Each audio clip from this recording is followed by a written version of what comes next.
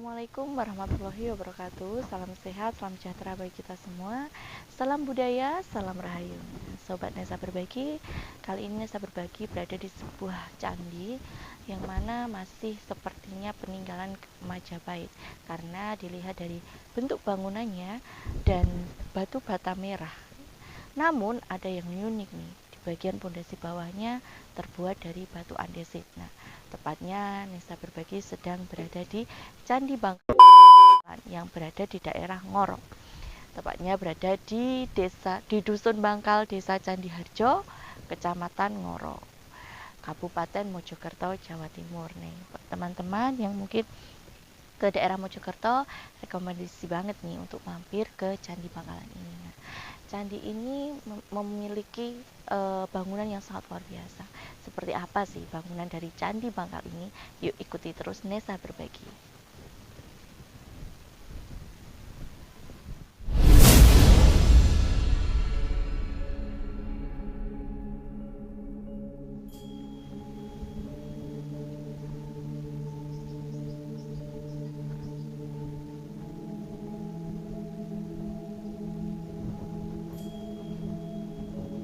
Oke, teman-teman Nesa Berbagi, sekarang Nesa Berbagi sudah berada di Candi Bangkal. Nah, jadi gini.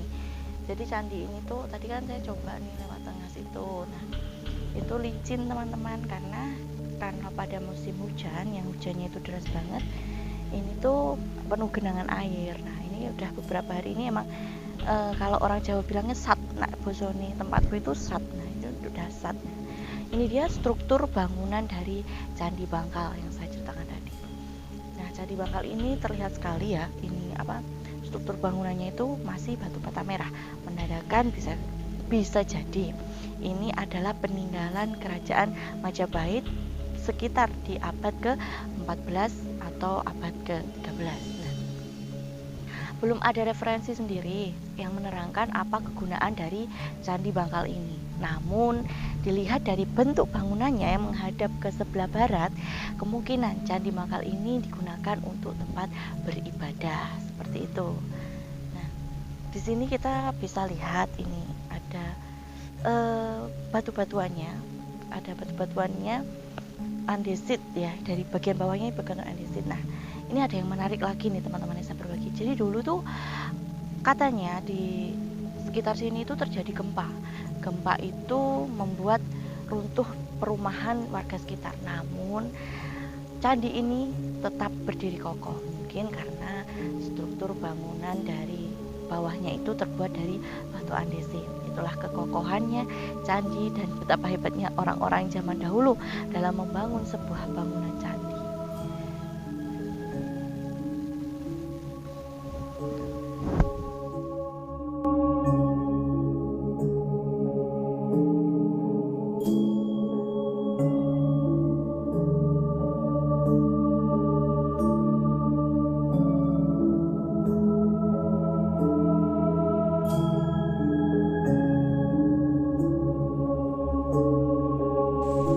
Situs Candi Bangkal berlokasi di Dusun Bangkal, Desa Candi Harjo, Kecamatan Ngoro, Kabupaten Mojokerto. Berada di daerah industri Ngoro, tidak membuat candi ini tenggelam dalam bangunan-bangunan pabrik. Candi ini tetap berdiri tegak dan utuh di kawasan pedesaan.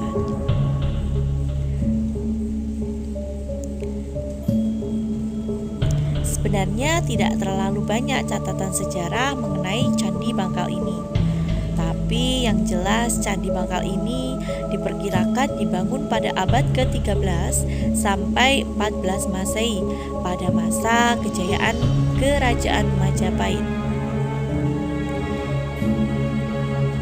Candi ini konon katanya dipergunakan sebagai tempat pemujaan dan juga pemuliaan untuk para leluhur. Bentuk bangunannya pun mengisyaratkan kalau Candi Bangkal ini adalah peninggalan agama Hindu pada masa itu.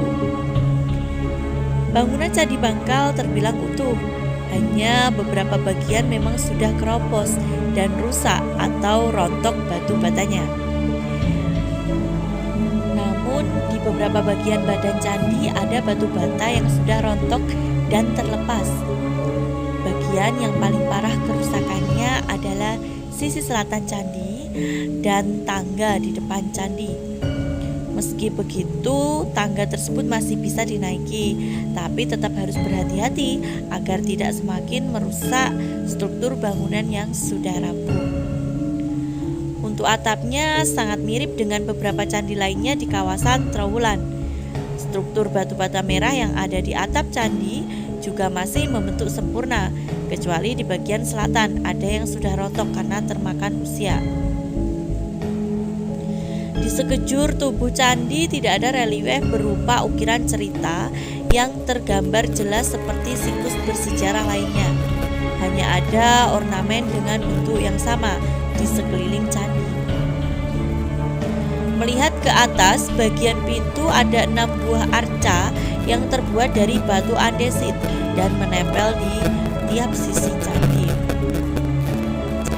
Satu buah arca Batara Kala besar menempel di atas pintu masuk.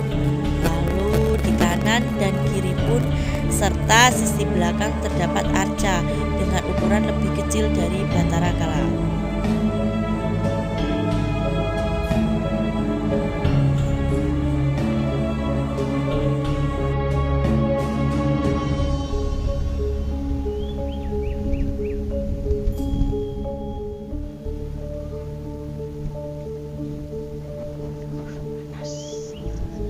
Teman-teman, di bagian atas candi bisa lihat di situ ada kala. Di situ ada patung kala yang terbuat dari batu andesit.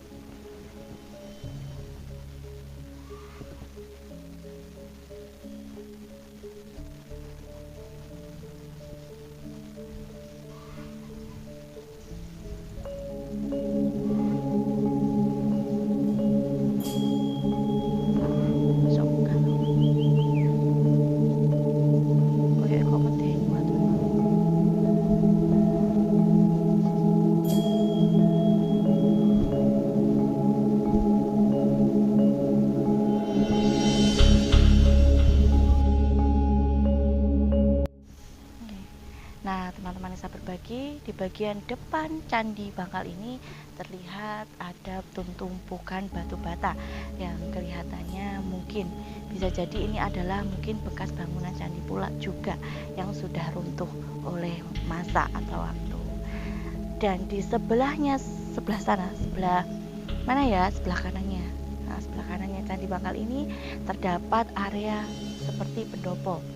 Dan selain itu di sana juga terdapat 3 makam yang mana menurut info yang saya dapat itu adalah makam dari sesepuh atau yang membabat alas desa ini.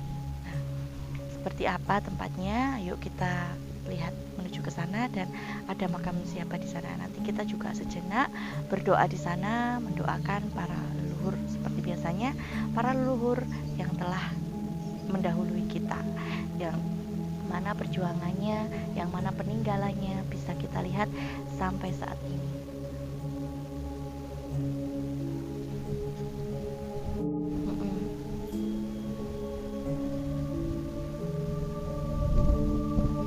Candi Bangkal ini posisinya terdapat di sebuah persawahan dan di tengah-tengah permukiman warga.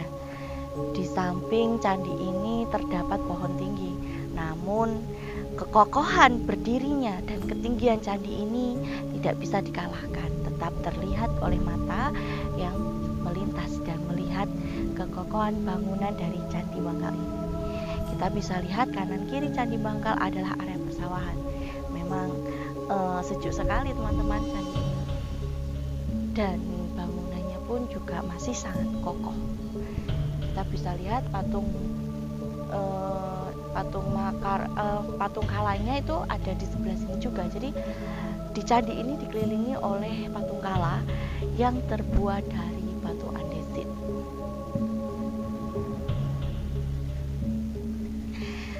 Nah, kita sekarang menuju ke pendopo ya, sebelahnya Candi Bangkal.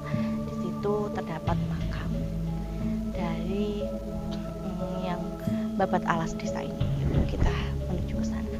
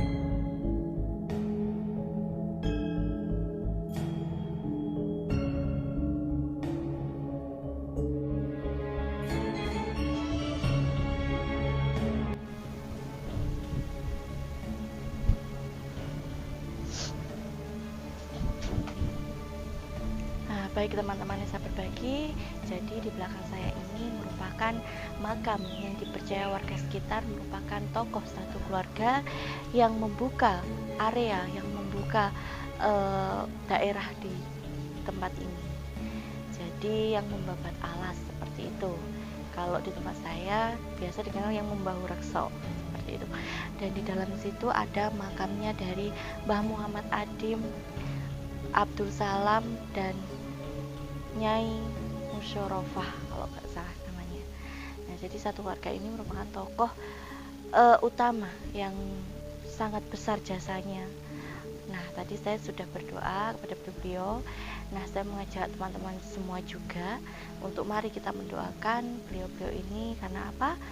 Karena tanpa adanya beliau mungkin daerah ini tidak ada sampai sekarang, dan kita tidak bisa menikmati daerah ini yang ada ini, kita tidak bisa mengunjungi situs-situs yang ada ini saat ini. Nah, memang besar sekali jasa beliau. Itulah perlunya kita mempelajari sejarah dan turun langsung ke lokasi sejarah tersebut. Kita bisa tahu dari tokoh-tokoh yang berperan besar atas suatu daerah. Karena suatu daerah itu tidak akan mungkin ada atau hadir dengan sendirinya tanpa ada tokoh-tokoh yang berperan besar untuk dalam pembukaan suatu daerah, apalagi kalau zaman dahulu seperti itu. Dan di sebelah sini kita bisa lihat di sini itu ada seperti pendopo. Jadi ini tuh masih digunakan oleh masyarakat sekitar. Di sebelah sana itu masih digunakan untuk menyimpan peralatan untuk keperluan pemakaman. Nah, seperti kain kafan, panduso seperti itu ya, mungkin berada di sebelah sana. Dan letak makam ini sendiri berada di sebuah pohon besar ini. Ini menurut info sih namanya pohon suko. Tapi saya baru melihat sih ini pohon ini. Ada pohon belimbing juga di sini. Dan di area ini tuh memang sangat ayem. Nah, adem ayem seperti itu. Jadi untuk rekan-rekan yang mungkin untuk yang melewati area sinilah, yang menenangkan diri mungkin, nah bisa mampir nih ke lokasi ini. Jadi selain berwisata sejarah, menenangkan diri, mungkin juga bisa yuk mendoakan leluhur-leluhur kita yang telah mendahului kita seperti itu. Nah, ini ada pohon besarnya.